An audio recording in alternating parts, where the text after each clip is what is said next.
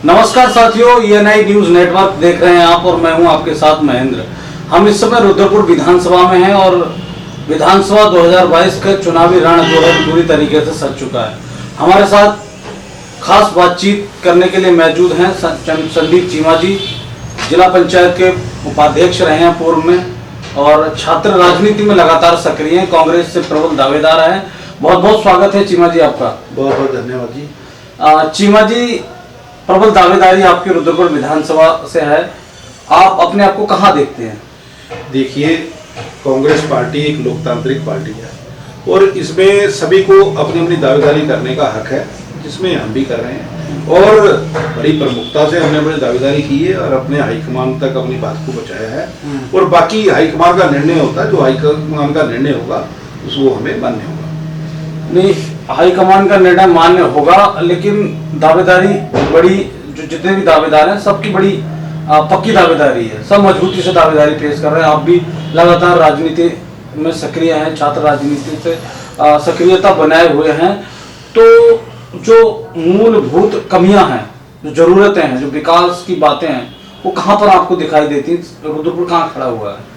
देखिए, रुद्रपुर पिछले 10 साल से लगातार पिछड़ता जा रहा है। जब हमारे आदरणीय तिलकराज भेड़ जी यहाँ विधायक थे और स्वास्थ्य मंत्री रहे और कांग्रेस की सरकार थी, वहाँ पे यहाँ सिडकुल की स्थापना हुई, अपना झील का निर्माण हुआ, अपना ये कम्युनिटी हॉल आया कि गरीबों की शादी करने के लिए कोई जो बैंक्वेट हॉल थे बहुत महंगे थे, जिसमें एक गरीब आदमी शादी कर सकता है। लेकिन उसके बाद सिडकुल आने के बाद यहाँ पर कांग्रेस की गवर्नमेंट ने एक जियो पास किया था कि यहाँ से स्थानीय लोगों को 70% रोजगार मिले।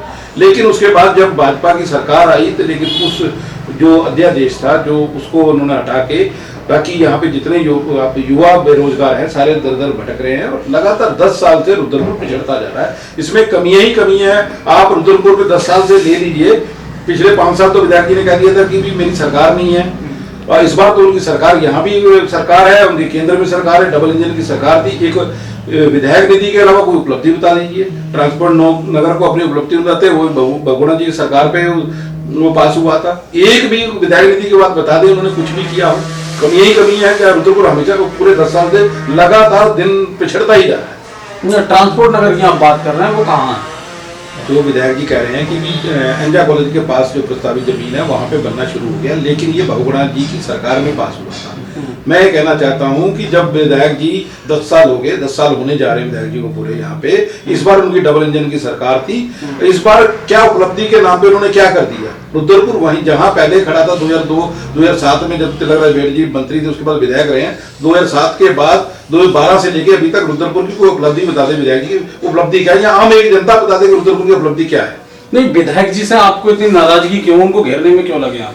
घेरने के लिए हमारी विपक्षी पार्टी है और कोई भी जनप्रतिनिधि है, अगर जनता मुझे चुनती है, अगर मैं जिला परिषद सदस्य रहा, उपाध्यक्ष रहा, तो मेरी जवाबदेही है और जनता को मुझसे अपेक्षा है, उन्होंने मुझे वोट दिया और उनका अधिकार है। उनके जो सपने थे, जिस विश्वास से उन्होंने वोट दिया था, उनके विश्वास पे खरा उतरने का मेरी जिम्मेदारी है और मैंने अपने जिला परिषद क्षेत्र में किया भी। और विधायक जी हमारे जनप्रतिनिधि है, भले दूसरी पार्टी विधायक तो हमारे भी है ना, हमारा अधिकार है उनसे पूछने का कि अगर हम किसी जनता ने, रुद्रपुर जनता ने किसी विश्वास से वोट दिया, उस विश्वास को उन्हें पूरा करना चाहिए था। लेकिन डबल इंजन की सरकार होते हुए, पूरे संसाधन होते हुए कुछ नहीं कर पाए।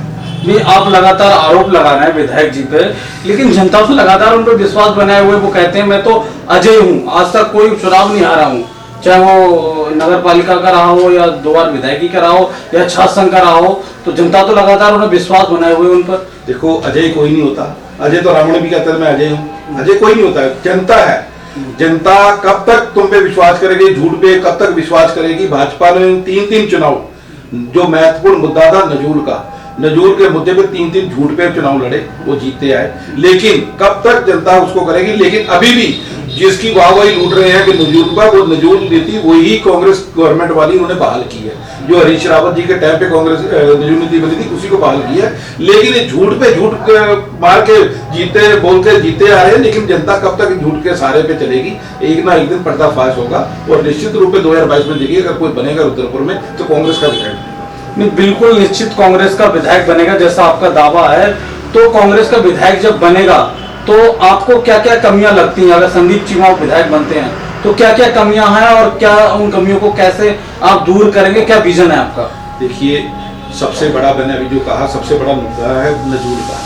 नजूल में लोगों को मालिकाना हक दिलाना, जो भाजपा अभी पिछले 5 साल में जो सबने वादे कर लिए, विधानसभा का चुनाव लड़ लिया, लोकसभा का लड़ लिया, निगम का लड़ लिया, हमने हल कर दिया, वो अभी हल नहीं हुआ ना। आप थोड़े दिन में देखिएगा, जो जियो आया है वो पब्लिक तक पहुंचने दो, जो उन्होंने सरकार रेट इतने कर दिए हैं, आम पब्लिक उसका कर ही नहीं पाएगी, जो गरीब बंदा कहां से कर पाएगा।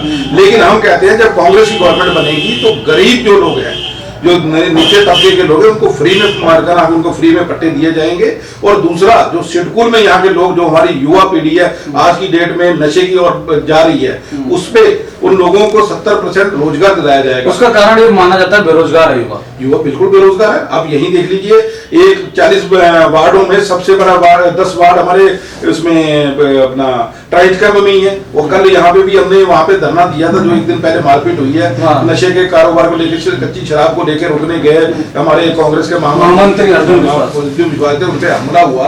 और जिसको लेके हम थोड़े दिन पहले वहाँ के पार्षद और कुछ लोग, वहाँ के गणमान्य लोग थे, हमने 1-1.5 महीना पहले कप्तान साहब से मिले भी थे, वहाँ पे हमने ज्ञापन दिया था। हमने कहा भी था कि वहाँ पे रोज कच्ची शराब, स्मैक और नशे के इंजेक्शन बिक रहे हैं। और कुछ लोग, वहाँ के लोगों ने जगह भी, नशा बड़ा मुद्दा है। हाँ, नशा बड़ा मुद्दा है, क्योंकि जितना युवा लोग, देखो युवा जो है, जो पढ़ के आगे जाता है, अगर उसको रोजगार मिलेगा तो अपने रोजगार की तरफ भागेगा। रोजगार को लेकर संदीप चीमा की क्या रणनीति रहेगी? देखो, रोजगार सबसे पहले तो हमारे यहाँ रहेगा, जो सिडकुल है यहाँ पे सबसे पहले हमारे यहाँ के लोग, स्थानीय लोग हैं, उनको 70% यहाँ को रोजगार मिले। और दूसरा, यहाँ पे हमारा डिग्री कॉलेज है, वहाँ पे प्रोफेशनल कोर्स होने चाहिए, ताकि कोई प्रोफेशनल कोर्स करें लोग। अगर 3 साल का कोर्स है, अगर दूसरे साल वो पूरा करें, तीसरे साल में उन्हें प्रवेश किया है, उनकी डिग्री पूरी होने से पहले उन्हें कॉल आ जानी चाहिए, ताकि जो युवा रोजगार पर शिक्षा मिलनी चाहिए। हाँ, रोजगार पर शिक्षा मिलनी चाहिए। तो युवा जो है उसका डिग्री पूरी होने से पहले पहले उनको कॉल आ जाए, कहीं ना कहीं उनकी नौकरी लगी है, ताकि उनका ध्यान अपने परिवार की तरफ और अपने और क्या मुद्दे जो हैं यहाँ पर जिनकी कमी है, और आप किस तरीके से उनको सॉल्व करेंगे? देखिए, मुद्दे तो अपार हैं। आप महंगाई को ले लीजिए, जिंदगी में पहली बार हुआ डिजल और पेट्रोल का रेट हो गया। सरसों का तेल ले लीजिए, आप गैस सिलेंडर का रेट ले लीजिए, कमाई का 1000 से पार हो गया। चाहे आप सब्जियां ले लीजिए, आम कोई चीज ले लीजिए, सभी ये तो राज्य और केंद्र की योजनाओं के तहत, नीतियों के तहत तय होता है। जो स्थानीय मुद्दे हैं उनको, स्थानीय मुद्दा दूसरा है कि कोई भी गरीब है, उसका सपना होता है मेरा घर अपना हो। लेकिन यहाँ कोई लोग हैं जो अपना बड़ी मुश्किल से घर परिवार अपना बनाते हैं, लेकिन अगर उन्हें रजिस्ट्री ऑफिस जाना पड़ता है, 2% का उन्हें शुल्क देना पड़ता है वहाँ पे, वो बंद होना चाहिए। दूसरा, नक्शा पास कराने के लिए वहाँ पैसे लग जाते हैं, सुविधा शुल्क के नाम से लेते हैं, वो बंद होने चाहिए। सबसे बड़ा मुद्दा है प्राधिकरण का। प्राधिकरण में बहुत लोग, जितने लोगों की घर बनाने में उतना खर्च नहीं आता एक आम गरीब को, जितना वहां पे उन्होंने फाइल पास कराने में लग जाता है। सबसे पहले हमारा है कि हमने पहले भी एक मुद्दा उठाया था कि उधमसिंह नगर से या उत्तराखंड से प्राधिकरण हटना चाहिए। तो यहाँ पे तब तत्कालीन के भाजपा के अध्यक्ष थे, उनका बयान भी आया था अखबार में कि यहाँ से हम अपना प्राधिकरण हटा देंगे, लेकिन हटा नहीं, सिर्फ उन्होंने अखबारों में वाई लूट के उसको खत्म कर दिया। हमारा सब अहम मुद्दा ये भी होगा कि हमारी सरकार बनी तो प्राधिकरण यहाँ से हटाया जाएगा, ताकि जो गरीब आदमी को जो इतने पैसे वहाँ देने पड़ते हैं, उसके लिए हम यहाँ प्राधिकरण हटाया जाएगा, जिसको यहाँ पे लोग सुविधा शुल्क के नाम से वहाँ पे जो मोटी मोटी रिश्वत जाती है, वो यहाँ की पब्लिक को उससे बचाया जाए। बिल्कुल, पब्लिक के जो तमाम मुद्दे उन पर काम होगा। और तमाम मुद्दे, यहाँ पर पार्किंग की बड़ी समस्या है, और यहाँ पर ISBT की जो है वो समस्या है, और उसके लिए बताया जा रहा था ISBT बनेगा भी, कभी उसका नाम मोदी ग्राउंड लिया जा रहा था। अभी जो रोडवेज है वहाँ पर बात हो रही है, एक ओवरब्रिज की यहाँ पर बात चल रही थी, वो भी एक सिर्फ बात ही बन के रह गई है। सारी चीजें, ये भी मुद्दे हैं, तो इन पे कैसे काम होगा? देखिए, धीरे धीरे सभी चीजें होंगी। जैसे पार्किंग का आपने बताया, पार्किंग पे भी जैसे रोडवेज के सामने वाली जगह थी जहाँ सीट सर्टिफिकेशन वाला होता है कि उसको कहीं और ट्रांसफर करके वहाँ जमीन को होता है, वहाँ पार्किंग बन सकती है।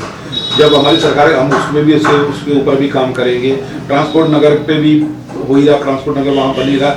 जहाँ तक रही बात इसकी फ्लाईओवर की, फ्लाईओवर जब कांग्रेस की गवर्नमेंट थी केंद्र में, तब फ्लाईओवर सोनिया होटल से लेके सरकारी हॉस्पिटल तक नैनता रोड पे ये प्रस्ताव हुआ था। लेकिन बाद में जब उसका सैंपलिंग ली गई तो मिट्टी में जो उसका जो नीचे गहराई से लेना था, मिट्टी का सैंपल फेल हो गया था। अब ये है कि ये पिलर पे ना खड़ा, अगर वो वैसे करते हैं तो जो साथ वाले दुकानों वाले वो उजड़ते हैं, उसका नुकसान बहुत होता है। और गांधी पार्क जो हमारा एक ही पार्क है वो छोटा होता है, अब उसको लेके कि पिलरों पे कैसे खड़ा हो जाए, उस पर चल रहा है, उसे जल्दी अगर हमारी सरकार आएगी तो इस पे भी हमने इस पे दबाव बना के इसको भी जल्दी हम उसको पूरा करवाने का काम करेंगे। भाई कल्याणी नदी और ट्रचिंग ग्राउंड भी एक बड़ा मुद्दा है। देखिए वो तो जब निगम का चुनाव था तो भाजपा का और मेयर साहब जो हमारे रामपाल जी ने पहले ही कहा था कि सबसे पहले हम इसको जो टचिंग ग्राउंड इसको हम लेके जाएंगे एंजा कॉलेज के पीछे जमीन जो थी, इसमें इन्होंने कहा कि 10 एकड़ के 17 एकड़ जमीन हमने इसको बाउंड्री वाल भी करा ली है और रुद्रपुर सिटी को हम इंदौर बनाएंगे। और इंदौर मेरे ख्याल पार्षदों को लेके गए भी थे कि भी वहाँ पे जो ट्रीटमेंट प्लांट है वो इसमें लगाया जाएगा, लेकिन वो बस सिर्फ मीडिया में आके प्रेस कर दी, उसमें हवा हवाई होगी। और इसको भाजपा के लोगों ने इसको इतना सुंदरता का वो बना दिया कि भी उसके लिए एक पूरा हाईवे, एक साइड में हाईवे उतना जितना कूड़ा है वो हाईवे पे आ गया और हाईवे की एक सड़क ही बंद कर दी जिसमें रोज वहाँ एक्सीडेंट हो रहे हैं। मौत भी हो गई है। हाँ मौत भी हुई, मैं कह रहा हूँ उसमें लगातार एक्सीडेंट हो रहे हैं, मौत भी हुई है और लगातार रोज 1-2 एक्सीडेंट वहाँ हो रहे हैं। ये सबसे पहले ये भी मुद्दा रहेगा, जो अगर तुम्हारी वहाँ पे जगह ली है तो कम से कम जो कूड़ा जो रोड पे आ रहा है कम से उसे ही उठा के तुम कम से वहां पे ले जाओ। तो 17 एकड़ की आपने बाउंड्री कर रखी तो वहीं वहां पे लगा दो और प्रोसेसिंग प्लांट लगा देना चाहिए थी। नहीं, ना तो धन की कमी है, केंद्र में भी केंद्र से अगर कम से केंद्र से पैसा ले सकते हैं, राज्य में से इनकी सरकार है और प्रोसेसिंग प्लांट लगाए उससे भी तो पैसा आएगा, तो वो जो खाद बनेगी वो बेच सकते हैं, वहां भी वो इनकी बिकेगी, उसमें भी पैसा आएगा। और ये जो लोग वहां पे इतने उसमें गंदगी में रह रहे हैं, महामारी से बच, तमाम ये मुद्दे हैं, इन मुद्दों को लेकर अब जनता के बीच में किस तरीके से जा रहे हैं, क्या किस तरीके से रख रहे हैं? देखिए जनता के बीच में तो हम लगातार 2009 में जब हमारी माता जी बीडीसी थी तब हमने बाढ़ में घूमते थे, तभी हम जनता के बीच में रहते थे। 2014 में मैं जिला पंचायत का जब सदस्य बना उसके बाद में पार्टी ने मुझे निर्विरोध उपाध्यक्ष बनाया, तभी लगातार में है हम जनता के बीच में रहे हैं। चाहे निगम का चुनाव हो चाहे विधानसभा का, हमेशा जनता के बीच में रहते हैं और जो हम वादे करते हैं उस पर खड़े उतरते हैं। उसका नतीजा है कि जनता हमेशा हमें प्यार करती है। इस बार दूसरा टर्म है, इस बार मेरी पत्नी जिला परिषद सदस्य है और हमेशा हमने अगर जनता से कोई भी वादा किया तो हमारी प्राथमिकता होती है जो हमने वादा किया, जो समय सीमा उनको दे रखी है उस पर उनका काम किया जाए। और जितने भी भाजपा की विफलताएं हैं हम जनता के सामने लेके जा रहे हैं और निश्चित तौर पर मैंने आपसे पहले भी कहा है, चाहे टिकट किसी को भी मिले, इस बार रुद्रपुर का विधायक बनेगा तो कांग्रेस ही विधायक बनेगा।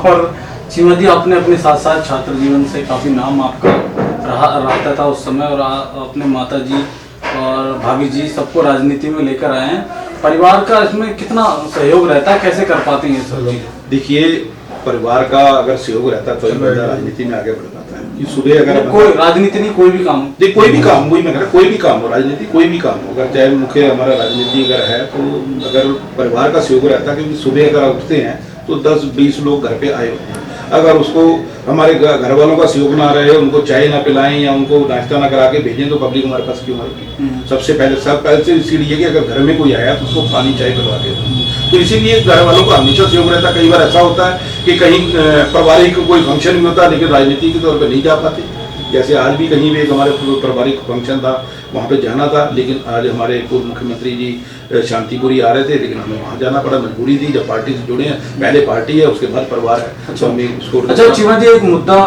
छूटता जा रहा था और बहुत अहम मुद्दा है इस समय चुनाव को लेकर, वह है किसान आंदोलन। पूरे देश में किसान आंदोलन एक साल से ज़्यादा चला और उसमें जो है सिख समुदाय का बहुत बड़ा योगदान रहा जिसे कहते हैं, और उसी वजह से ऐसा माना जा रहा है ये आंदोलन सफल भी हो पाया। उसका कितना असर पड़ने वाला है इस तराई पे, क्योंकि तराई के जो किसान थे उन्होंने बहुत बड़ा योगदान दिया और उसको कितना जो है आप फायदा कह सकते हैं कांग्रेस को मिलने वाला है? देखिए मैं भी एक राजनीति पार्टी के बाद में, लेकिन उससे पहले मैं भी किसान हूँ और किसान आंदोलन की सफलता के, लेकिन खाली ये नहीं सिख बरादरी ने भी किया, लेकिन सभी लोग पूरे कम्युनिटी अहम रहा, लेकिन कम्युनिटी सभी कम्युनिटी के लोग आए, जाट भी आए और पूरे हिंदुस्तान से लोग आ रहे थे, जिसमें भाजपा ने देखा। लेकिन भाजपा क्या था, भाजपा तो बार बार प्रधानमंत्री जी भी कहते थे ये आंदोलन जीवी है, आरोप कई लगते रहे कि वहाँ खालिस्तानी भी हैं, वहाँ पे लोग कहते हैं लोग आके नशा कर रहे हैं, शराब पीते हैं, पिकनिक मनाने, बहुत कुछ लोग जो भी नहीं कहना चाहिए था वो भी कहते थे और कहते थे ये 4 दिन टिकेंगे, महीना टिकेंगे, 10 दिन टिकेंगे, ऐसी बयानबाजी आती थी। लेकिन हमें विश्वास था कि हम किसान के एक बेटे हैं कि अगर कोई भी प्रण ले लेते हैं तो जब तक वो पूरा नहीं होगा तो कोई हटेगा नहीं, इसीलिए बॉर्डर पे सब लोग बैठे रहे और हम खुद जाके वहाँ पे बैठे रहे। तो इसका भी जवाब किसान भाजपा को देने वाले क्या? 100% मिलेगा। इससे पहले भी अभी तो चुनाव बाकी है, जो चुनाव पहले हो गए उसमें भी तो मिला है, तभी उसी को देखे घबरा के तो मोदी जी ने अपने जो तीनों कानून थे वापस लिए है ना। यहाँ सिर्फ यहाँ उत्तराखंड में नहीं, पूरे देश में इसका फायदा मिलेगा और जितने भी किसान हैं वो भाजपा के अगेंस्ट ही वोट डालेंगे। नहीं, उसी बीच जो अजय मिश्रा टहनिए एक घटना हुई थी लखनपुर केरी में, वो गृह राज्य मंत्री है, उनको की बर्खास्ती नहीं कर पा रहे हैं वो। देखिए ये तो भाजपा की नकलशाही है ना। जब SIT ने जांच करके भी उनके बेटा जो था उसको कह दिया कि भी इन्होंने षड्यंत्र के तहत उनके ऊपर गाड़ी चढ़ाने का काम किया, उनके 302 का उनके ऊपर मुकदमा दायर कर दिया, नामजद दायर कर दिया। उसके होने के बावजूद अब उनके जो SIT ने जांच की और उनके पिताजी जो केंद्रीय गृह मंत्री हैं वो कितना प्रभावित कर रहे हैं, लगातार कर भी रहे हैं और आगे भी करते रहेंगे। ये तो सारी विपक्षी पार्टियां उठा रही हैं, लेकिन सरकार की इतनी हिटलरशाही उनको नहीं हटा रहे, लेकिन नहीं हटाएंगे कोई दिक्कत नहीं, आने वाले 2024 में जनता उनको भी हटा देगी। तो ये आप अभी देख रहे थे, हमारे साथ मौजूद थे संदीप चीमा जी, और लगातार हर जो मुद्दा है बेरोजगारी, नजूल या कल्याणी नदी, जो रुद्रपुर के हर मुद्दे को लेकर जनता के बीच में जाने वाले हैं और लगातार छात्र राजनीति से सक्रियता बनाए हुए हैं और अपनी जो लगाव है जनता के बीच वो बनाए रखेंगे और प्रबल दावेदारी जो है कांग्रेस से रख रहे हैं और आने वाले चुनाव में वो टिकट लेकर आने वाले हैं, ऐसा उनका कहना है। अपने सहयोगी रईस खान के साथ ENI news network, Rudrapur, Uttarakhand.